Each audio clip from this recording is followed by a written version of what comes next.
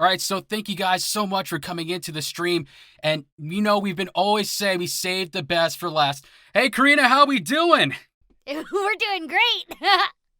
Yeah, this event was really, really awesome. We met a lot of awesome travelers along the way. And this is such a unique event because we're giving the first chance ever to have our players tell their testimonies about the game and share their experience. What have you thought about the event so far?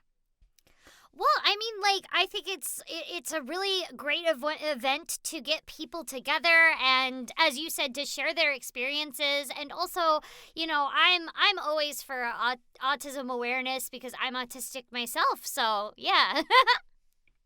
Yes, and especially with this month, of April being Autism Awareness Month, we want to have that full representation. And again, thank you so much, Corina, for joining me for this interview. So let's get down to it. So, Genshin Impact is clearly a game that's made an impact around the world. And I'm sure that must be pretty exciting to see. So what are your thoughts on the success of the game? I didn't know it was going to be this big when I first got on board with Genshin.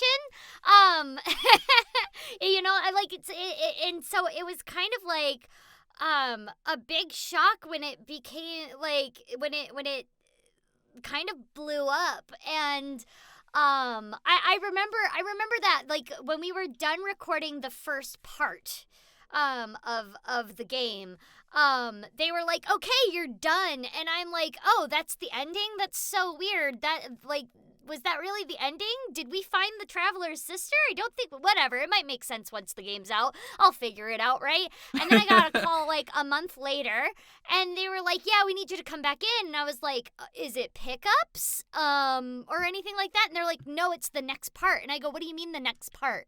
And they were like, you're going to be like recording this for like the next 5 years. And I go, wait, what? No one told me. Okay. Oh, wow. Yeah. Had no idea.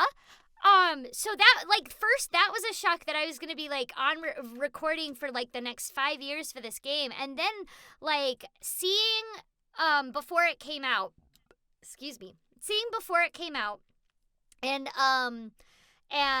all of the hype that kind of just kept on growing and growing and growing until the game came out, it was kind of just like, oh my gosh, this is humongous. Okay, wow. And I mean, because, like, I was always told by one of my acting coaches, you never really know what is going to be that one job that you're going to get as an actor that's going to be the one that, like, takes you off. Like, you won't know until way after, and that is so true.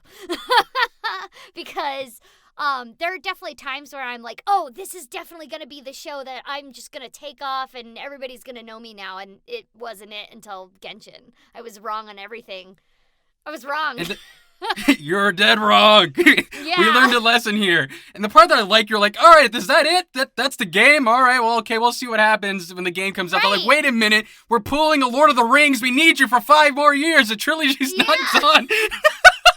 We need you. Come back this instant. Well, because sometimes, like, when you record for video games, especially for recording for video games that are in another language first, sometimes you only record, like, bits and pieces of it. It's not, like, 100% voice acted. I don't know if that makes sense.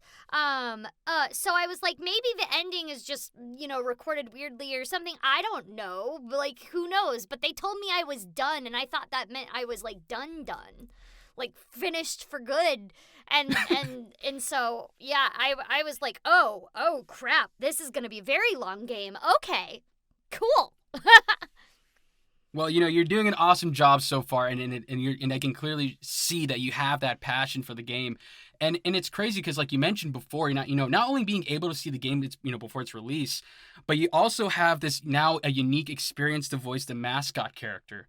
So so when you were going out to audition for this, how did they position the game to you?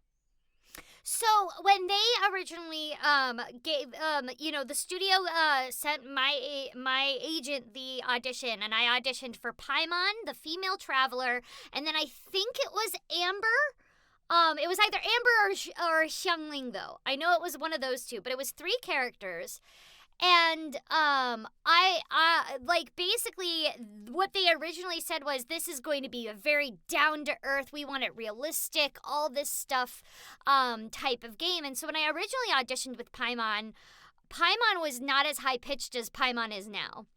I originally had Paimon much closer to my natural tone, which is more like right here. Paimon was right here the whole entire time. And so a little bit high pitched, but not like as high pitched as Paimon is right now. And so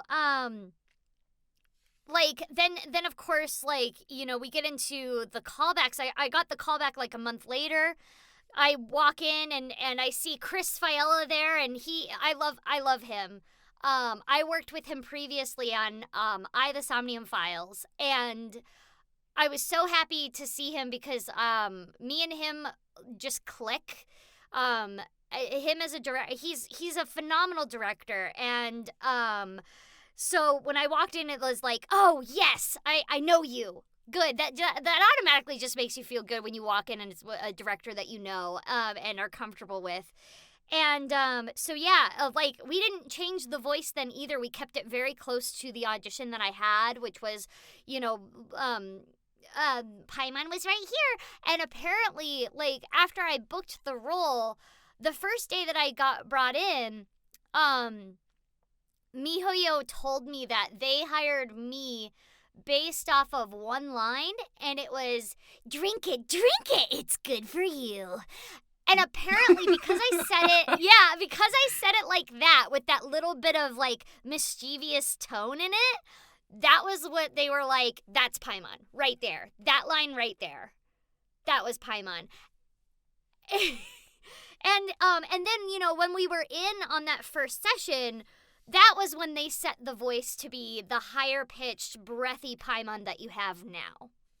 Yeah, and the great thing is too, and even we're kind of relating to doing voiceover, you know, it's always great to have a director you can click with. And you know what, let's do something very unique. I've never done this in an interview, but let's say hi to Chris. You ready? We're gonna say hi to Chris in 3, 2, 1. Hi, Chris! Okay. If you're watching, thanks for tuning in, Chris, if you're with us. But yes, very, very first off, a huge shout out to Chris for directing the game, and he's done a phenomenal job with all the casting, and just putting it all together is a big step. But going back to the voice, you know, it's very, very interesting when we have these callbacks, and it's like that one specific line that's just like, yep, that's the one. Yeah. And then you kind of start building with it, right? So, you know, as I mentioned before, and as you mentioned as well, is, you know, Paimon does have that very more higher tone. It's very unique. I think we can both agree it's a very unique voice to it. Now, when you were doing it, did you have any other influences to when you were doing like your audition and everything for the character? My whole thing was like, cause they basically said you are the one that is or Paimon is the one that is all the exposition. So doing all of the explaining everything and making sure that the player is headed towards the right direction and stuff like that. So the goal is to make everything sound conversational, but at the same time understandable. Because if it like you're the one giving all of the information that the player has to process, so you wanna be able to say it conversationally, but so it comes off naturally, but at the same time you need it to be understandable, so that way the player knows what they're doing next. So the goal is to make it interesting while you're saying all of these things that are happening as well, which can get to be very wordy because there's a lot of lore in the game. And you know, and bottom line is that, you know, voice acting is more about the acting than it is about the voice. I think, like, I just want to add this part on, because remember I said that originally Paimon didn't have as high-pitched of a voice when I auditioned, and the pitchness went up once we actually stepped into the booth and started working. And it proves the point that I always say to all of my students and to every beginner actor out there, is that the voice is secondary. They will fix that if they want to. That's an easy fix. The acting is what matters. Because again, I booked this job, according to MiHoYo, based off of one line, and it was the way I said it, acting-wise. the way I put a mischievous tone on it. And so bottom line is that your acting is your foundation. If it's not there, it doesn't matter what voice you do. The acting has to be there. If it's not, the character falls apart. Absolutely, and I could not agree more. And for those who are listening and they've always been interested about voice acting, take some notes. That's a big one. Acting is indeed the foundation. But you're also going to have times where you are going to face some new challenges as well. Did you face any big challenges while you're doing recordings? I think the biggest challenge that I had with the recordings, just because there is so much in the game. And it's funny when people are like, like because you record everything a little bit in advance, is anything ruined for you? And I'm like, I forget everything. There's so much information. I forget everything.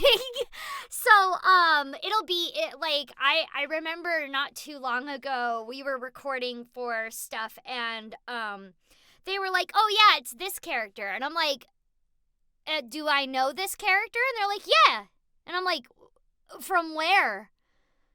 Because like they were like, oh yeah, you recorded this a year ago, and I'm like, well, what? How am I supposed to remember all that? Does Paimon even like them? That's the biggest thing. Does Paimon like them or not? Okay, no, yes, what? Okay, because I need to know how to like react to these people and stuff, and yeah, there are some recurring characters in there that I'm just like, did we talk to this person before? I don't remember anything with this person. Like,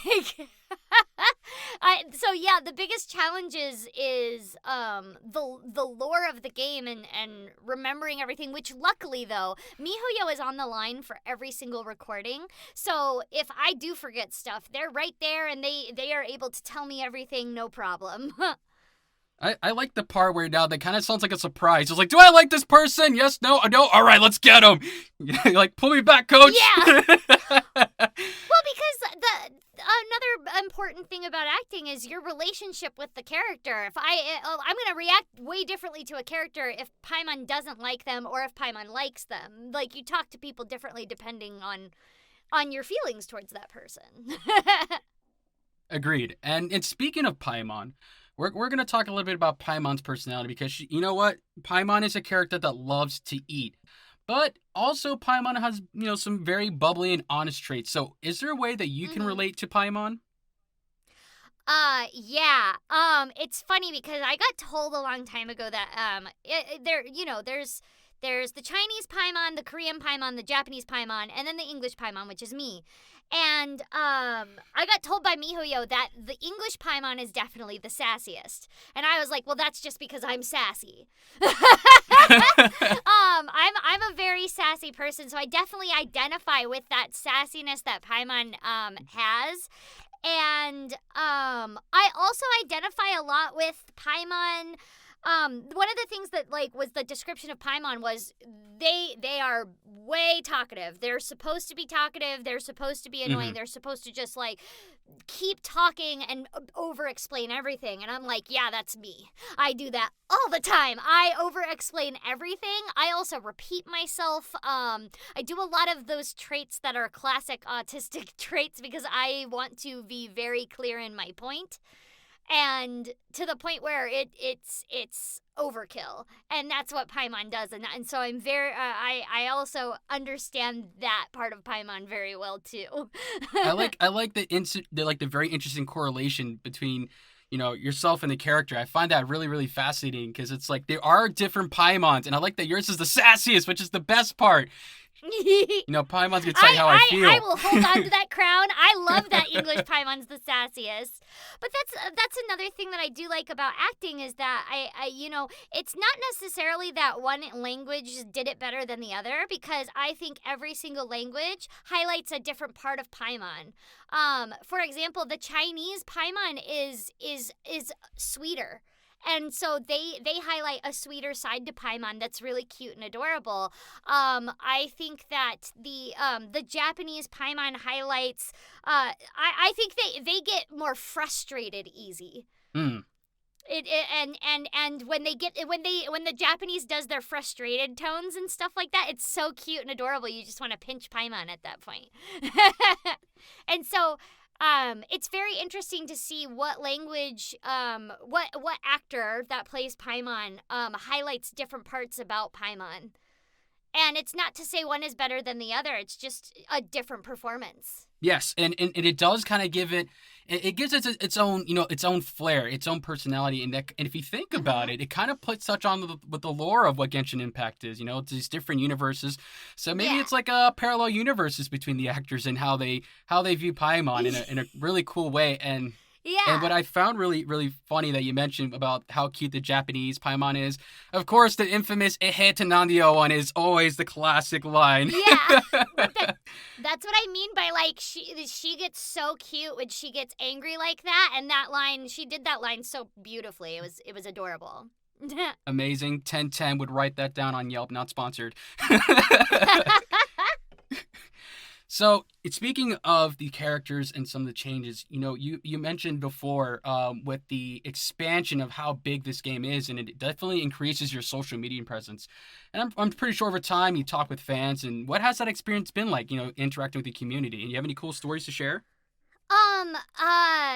Interacting with the community has, for the most part, been really, really fun. I really enjoy how much the community loves the jokes in Genshin, and how invested they are in what goes on with Genshin. And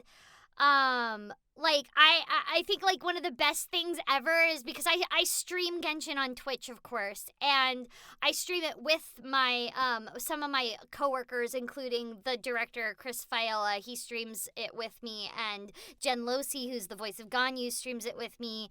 And, like, at the end of the stream, we'll raid somebody, meaning we'll send our Twitch audience to that person, and we and we always try to pick somebody that doesn't have really that many viewers but are also playing Genshin. And so it's really cute to see their response when they're like, "Oh my god, that's the voice of Paimon and the voice of Ganyu and the director of Genshin rating us. That's crazy." And that smile that they get and that happiness that we get when we send all those viewers over. It's so cute, and it makes me really happy that to see that joy on their face, and I've actually made some friends that way too. Shout out to Chantilly Cake and Cool Kid Kool-Aid. They are some streamers that I actually became friends with because I rated them. Actually, Cool Kid shouted me out on TikTok and said, "I'm gonna spend $100 on Genshin right now if the voice of Paimon responds to this video on TikTok." So I did. And he wasn't expecting that, so then he had to go and spend $100 on the game, and I watched him stream the polls that he did with that $100. But yeah, I've made some friends here and there within the community, and also I've really enjoyed, like, how the community loves to hear the behind the scenes stories, which I go through when I Twitch stream. I'll be like, "Oh, I remember when we recorded that," and one of them recently was like, there's that whole discussion between Paimon and in the Xiao quest for the Lantern Rite. Spoiler alert for anybody who hasn't done it. But Paimon talks to the guy that's, like, looks like he's sabotaging the Lantern Rite, and is like, "We would never do anything as shameful as wear a mask." And then Paimon turns to the Traveler, and the Traveler's wearing a mask. And then Paimon goes, "Really? Paimon was in the middle of their big speech and everything." The really part was in the script. The Paimon was in the middle of their big speech and everything. I improv'd that. Mm-hmm. And so I shared that with the on TikTok and also on Twitter, and people were, like, so excited because they've constantly asked, "Do I improv as Paimon?" I'm like, "Yes, I do." And that one was like, I was like, "Yeah, right here. This is it. That line right there that I added." They kept it. That's thank the goodness. one. That's going in. Yeah, and it's fun because MiHoYo does let me do that, and because they can pick and choose if they want to keep my improv or not. But like, I'm glad they kept that one. That was really funny. Yeah, and just speaking of how wonderful MiHoYo has been, especially with this event, and just being able to get the community together, and even for my own personal experience, the community has just been absolutely been great. Seeing all the fan art, the amazing cosplays, some of the artwork is just beautiful, especially for the Lantern Rite Festival has just been Oh my goodness, amazing. the fan art that has been made. The fan art is so good. I love like I've gotten so many keychains of Paimon from different like vendors on Etsy and stuff, and I like the things that people are making. They're so creative. Oh my goodness. So all the artists that are listening to the stream right now, we love you guys. Keep it up, man. Yes. You guys are just absolutely just killing it out there with the art, the cosplays and everything. So from both of us, keep doing it. You guys are awesome. You're amazing. And stop making me go broke, please. Speaking of social media, you mentioned before that you were on the autism spectrum and that you also have a chronic condition. So as we celebrate this wonderful event for Autism Awareness Month and for Spectrum Impact, what can people do differently to be more accepting and understanding of these conditions? I think what people can do is be more, just be more, what's the word I'm looking for? I guess patience is the right word. Don't get me wrong. Like I'm not saying that I shouldn't take responsibility as a human being if I do something wrong. But in a situation where I am clearly getting frustrated, it's very hard for me as an autistic person to hide that feeling, even with people that are fans. And like sometimes that kind of boils over, and sometimes I get bombarded with just so much. And people don't I understand that people don't realize that they are bombarding me, but like as a person that deals with autism, part of the thing is that you get overstimulated, and sometimes people sending me a whole bunch of messages at one time and other circumstances, I get overstimulated, and then at that point my moods can kind of go haywire and I'm unable to control it. And so most of the time, I think that just with a little bit of understanding of like, okay, they're clearly stressed out, I'm going to back off. Right? And because I've been in cons where also I've had to basically tell fans to hold off a little bit before they talk to me, just because cons, especially conventions, are huge and there's a lot going on, and that's a lot of stimulation that's somebody has to go through, and I have to take a lot more breaks than other actors at cons because of that fact.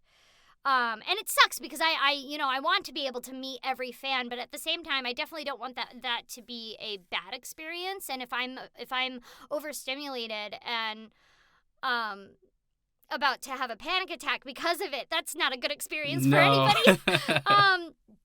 And so patient is really what it comes down to. And also, like, I'm touch sensitive, and luckily most of my fans that have been around for a while, like, shout out to Abel Star. I love him. He's like one of my like original fans, and has supported me since day one. He sees me at every single con, and he knows that I'm touch sensitive, so he has never asked to hug me.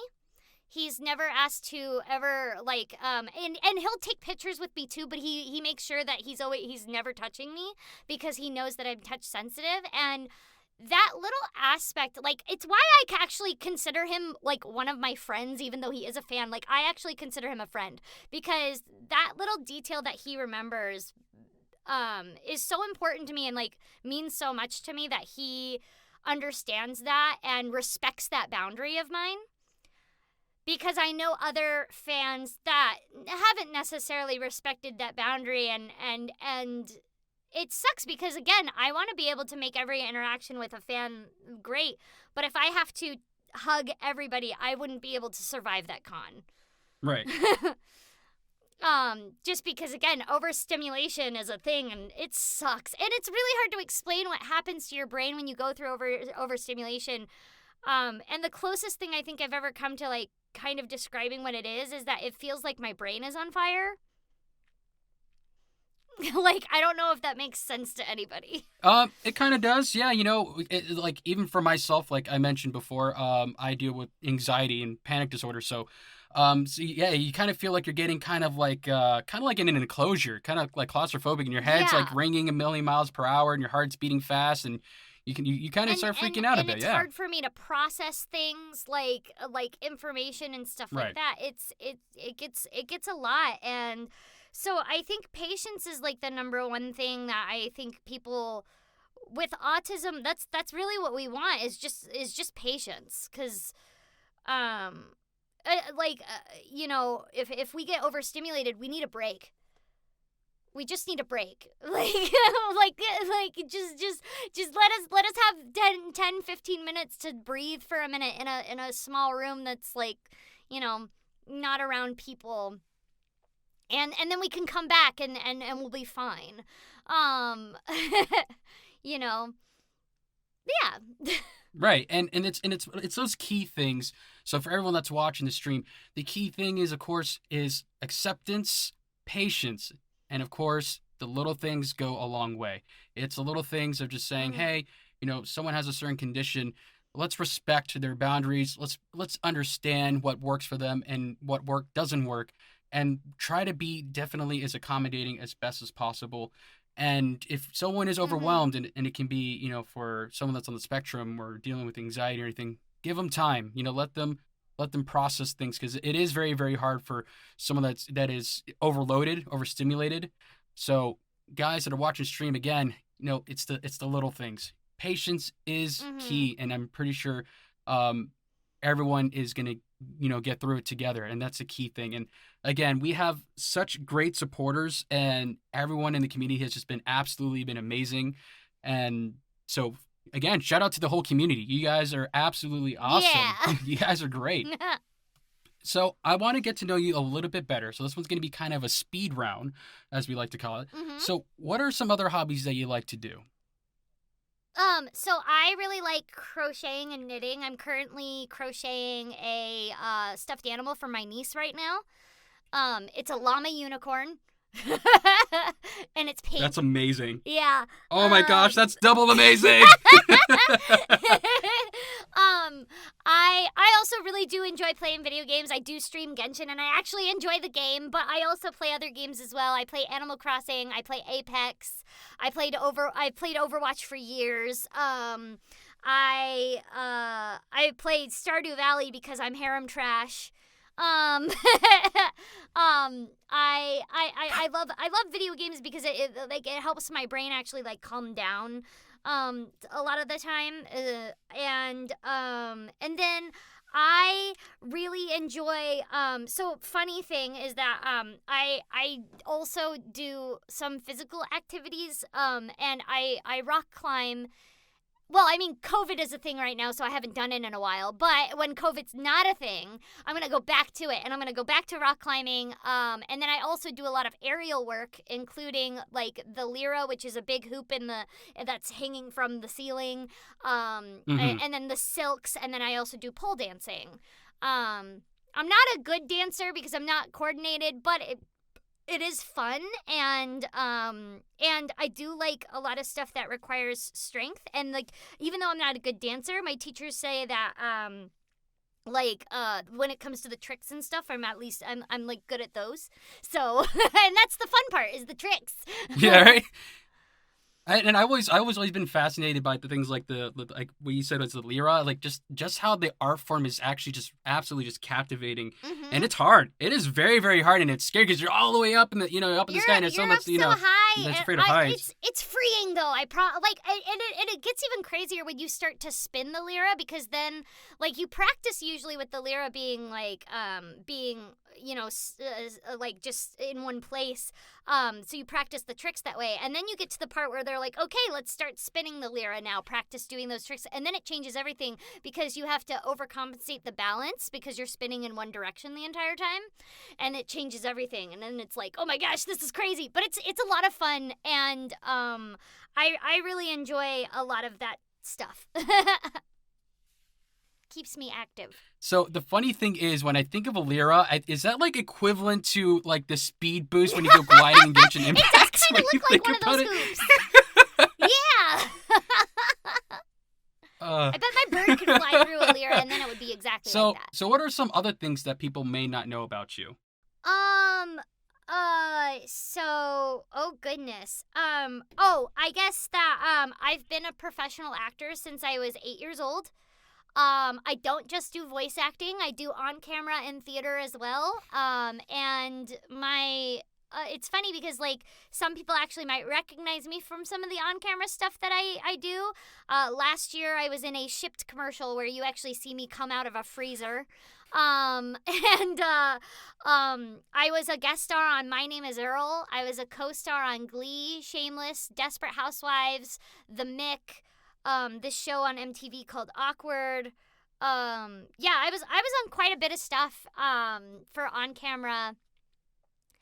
And then another thing people might not know about me is you mentioned that I do have a chronic condition. I have Crohn's disease.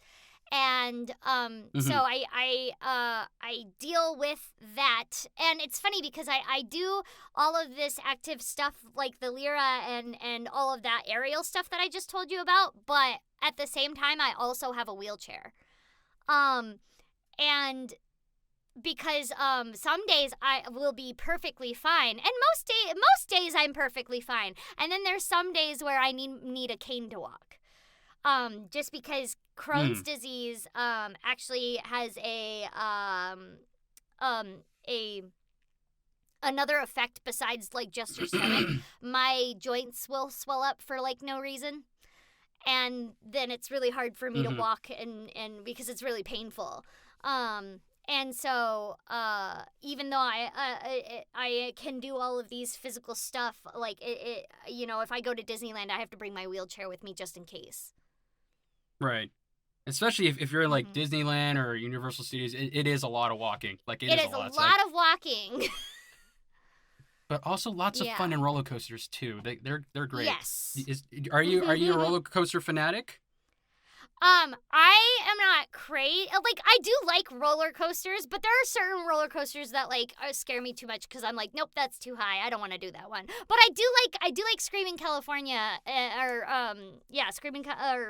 is that what it's called? California Screamin'. That's what it's called. California Screamin' at California Adventure. Oh gosh. California Screamin' at California Adventure. I do like that roller coaster. That's a really fun roller coaster. And then I also really do like the Mummy ride at Universal. I think that one's a cool ride. Yes. Mummy ride's a classic. Absolute classic of a ride. I would say that probably the craziest roller coaster I've ever been to, for those in Florida, we have Busch Gardens. And there's one that's called Cheetah. It is, I think it goes over 60 miles per hour. It is one of the fastest roller coasters. It's insane. And that's awesome. Yeah, it's crazy because you're doing loops at like nitrous speed. You can't feel anything after. Like your hair's all messed up. Like you just woke up in the morning. It's insane. So I went to Florida a long time ago with my family. But we didn't go to Busch Gardens. We only went to like. My dad planned Disney World, which is 8 different parks, in 2 days. And I'm like, you can't do Disney World in 2 days with an 8-year-old and a 7-year-old, Dad. Like, what are you doing? So we barely got to see anything. And then we also did, like, Universal in, like, 1 day or something. And, because my dad would always... I love my dad, but if I'm autistic, so is he. And he's just not diagnosed. But, like, because he'll sit there and be like, yeah, we can plan all these things, forgetting that he has children. like he understands that he has children, but again, it's that autistic thing of, well, they can keep up with me, no problem. Like you know, they forgetting that like no, children are gonna be slower. What if they have to take a break? What if they have to go to the bathroom? Dad. You know, like, I love my dad, but like, oh gosh, the trips that he would plan would be so packed of stuff that we would have to like cancel half the things on the list by the end of the day, just because it's like, there's no way we can do all this. Oh my goodness, that actually sounds absolutely wild. I can, and especially when you're young, you want to stop, you want to say, you know, hi to, you know, right, Goofy and Mickey. And enjoy the world, like, right. yeah, and he was like, no, we gotta get in line for Hollywood Tower of Terror right now. We're on a schedule, and I'm like, but what if the line is 2 hours long? Like, you didn't even consider that. It's like, it doesn't matter. We don't need the fast pass. We are the fast pass. My dad is tenfold. I love that. I love that my so dad much. though. He like it's not that he just didn't he didn't care. It's just that it's something that autistic people forget about because we're like, well, I can do it, so why can't anybody else? Oh, they're a child? Nah, they're fine. Like, you know, like, we really just don't have any concept of, like, wait, they can't do that? I don't understand. Why can't they do that? I can do that. Like, it doesn't make any sense in our brains. At least it doesn't to me half the time, too, which is why I understand why he thought that way. I'm like, oh, yeah. Like, it actually shocked me. It was, like, not even that long ago, but my boyfriend, we were at this place called Gyukaku. Sorry, I'm going on a tangent, but it has to do with autism, I promise. We were at Gyukaku, and it's like this restaurant that has a grill in the middle of the table. This was before COVID, by the way. It has a grill in the middle of the table, so you cook food at the restaurant. It's a really good restaurant. I like it. And, you know, they tell you, oh, cook it 2 minutes on each side. And we're having a conversation, and then all of a sudden I go, oh, it's time to flip that, by the way. And he goes, I don't understand how you can hold a complete conversation and also keep time in your head at the same time. And I was like, wait, you don't know how to do that? And he's like, no. No, Corina, nobody knows how to do that. And I was like, but how do you know how long you've taken a shower for? And he's like, nobody does that, Corina. And I'm like, but wait, hold on. When we play Apex together, how do you know how long your cooldowns go? You don't count that in your head? And he's like, I just look over to the side where it tells me how long my cooldown is. And I'm like, but then you're not looking at what? Like, it confused the heck out of me. I was so confused that nobody else did that. I like the part where he's like, yeah, you know, the bar that tells you, no, we need to count. It's like the thing from The Incredibles. You count it down. Yeah, and it's funny because like another friend of mine was like, well, that's actually how pro players do it. They count it down in their heads so that way they don't have to look down at the thing. But when he said that, I was like, oh, I guess you could do that. But yeah, you have to look away from your enemy at that point. Like, why wouldn't you just count it down? Math is math. Yeah. So, you know, we definitely have spoken a lot about, we definitely talked a lot about really, really getting to know you a lot better. And I really appreciate sharing some of these stories. But the key question is now, what are some future goals and projects you have coming up? So my future goal, I actually got to announce a future project that's going to come out in 2022 called Frenzy Space, and it's a really cute children's show that I get to be, I'm one of the lead characters named Alice in that, and it's a really cute kids show about these kids that go into space to make friends with aliens. So it's an adorable show, and I'm really excited for that one. And then future goal is I would love to work, because I've already worked with Disney and Cartoon Network. I would love to work on a show on Cartoon Network that was ongoing though, because the thing that I did for Cartoon Network was a pilot, and it's currently on their YouTube right now. You can go and look it up. It's called Splitting Time. And maybe if it gets, you know, if you really like it, you can tell them that, and maybe they'll turn it into a show, because that would be really cool. Wink, wink, nudge, nudge. Hint, hint, nudge, nudge. But like, I would really like to be on a Cartoon Network show that was like ongoing. And then I would also really like to be on something on Disney. It would be really cool. Those are some great goals too. Yeah. And let's hope that once you do some of the stuff like with Cartoon Network, we want to see more Corina on this TV screen. Give us more Corina now. I demand it. It's on the stream. I demanded it. Someone please pick it up. Please. We'll start a GoFundMe or something, please. I also still do on camera, so I would like to, get more on camera stuff going on. Cuz on camera is fun as well, like doing on camera, because then you actually get to see my face. Right? And I think that's a big thing as well, is with on camera work, even being behind the voice and being on the booth, it's the art form that really is just it's just so much fun. And for even again, we talked about it quite often in the stream. It's just that form of expression and just being able to tap into these characters and kind of get lost into this world. To me, it's just an absolutely an amazing art form. I think just for about anybody, and that's one of the things that I actually personally miss is live theater. Right now, of course, with the pandemic, I do miss live theater. I miss live theater so much. In fact, that's also something that I still want to do, because that's where my roots came from. When I started working as a professional actor as a kid, that's where I was working. I was doing live theater.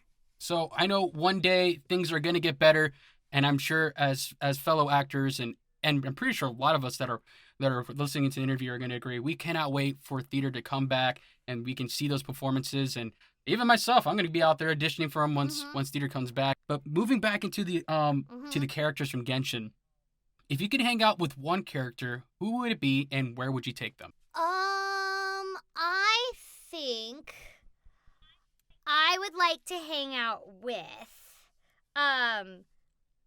it would either have to be like I would like to hang out with Xinyan, because Xinyan's a rock star.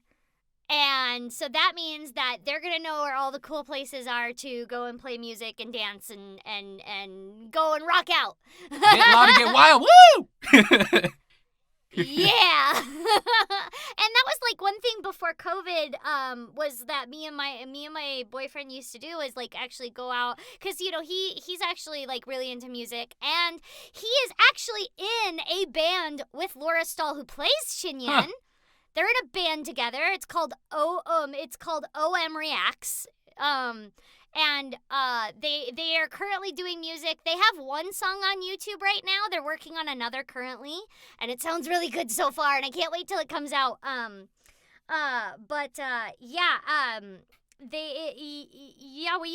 We used to go out and to live performances in LA. And it's always just fun to go to a live performance and see all these like indie bands that are working hard to get noticed and stuff like that, and nothing beats a live Absolutely, performance. 100% agree.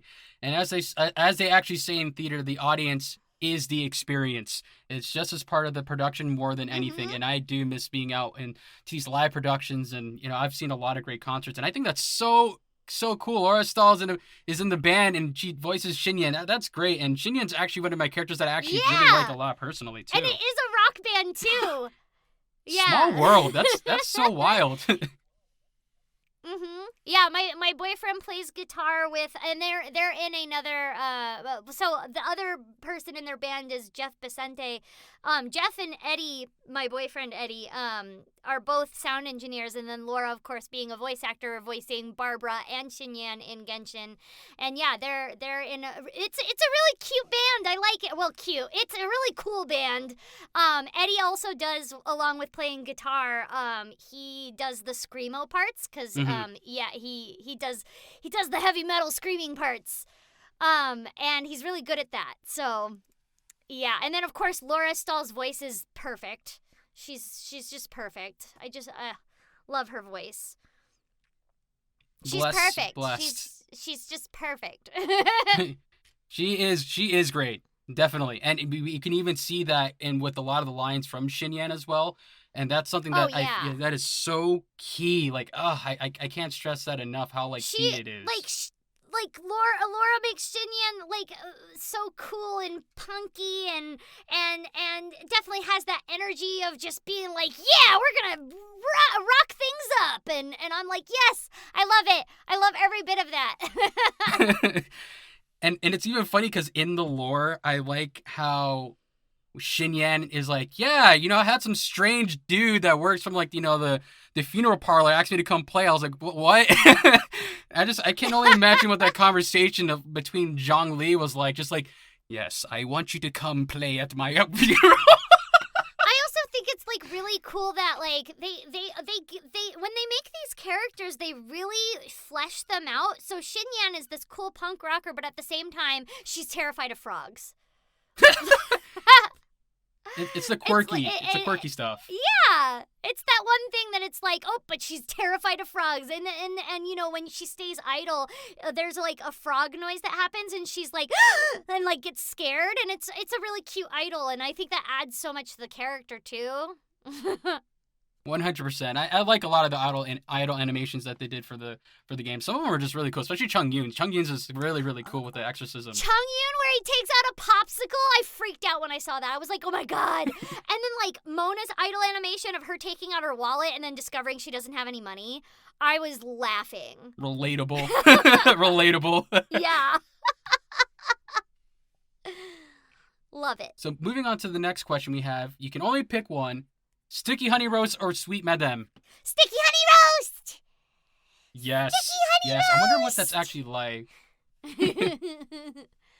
I mean, who doesn't like honey and ham?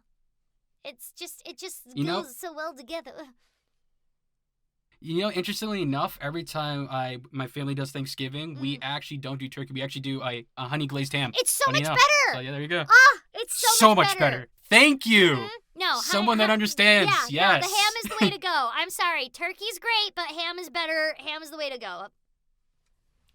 I will die on that Team hill. Ham. We're going ham. Mm-hmm. Thanksgiving team. #going ham. Start the trend, Twitter. Let's get it going. So, where can people check out your work if they want to get to know you a little bit more about all the future upcoming goals and projects you have? Where can they check you out? Of course, I have all my social media, which is easy to find me because it's usually just at Corina Betger. So on Twitter, it's at Corina Betger. TikTok, at Corina Betger. Twitch, twitch.tv/Corina Betger. I also have a website, www.corinabetger.com. So I made it really easy because it's just my name on everything. And my website, of course, has like a full list of a lot of the projects that I've been in. And then, of course, IMDb has some of the projects that I've been in, but I think the list is better on my website. It's more accurate and it has more stuff on there because IMDb doesn't include like my theater stuff that I've done. But yeah, and then I Twitter, Instagram at Corina Betger. I post on there, and then I stream, all that. So make sure you're checking out Corina in all those specific locations. That includes Twitch, Twitter, IDMB, everything. Corina's great. Mm-hmm. Go support Corina right now. Thank you. It is on the stream. It's official. That's right. So is there any final shout outs or anything else you want to add? Shout out to MiHoYo for letting this happen and for being an awesome company to work for, and for letting me be me. And then also I would like to shout out my family who has been super supportive throughout all of the years, my parents and my brother and my sister. All of which who have been very supportive with me and my career. And I mean, I'm also non-binary, and they, when I came out with that, they were all very supportive of that too. And I got really lucky to have the family that I have. I got really lucky. So I agreed. Shout out to Corina's family, and especially shout out to MiHoYo and everybody watching. And a big shout out to Corina for doing this interview with me. Thank you.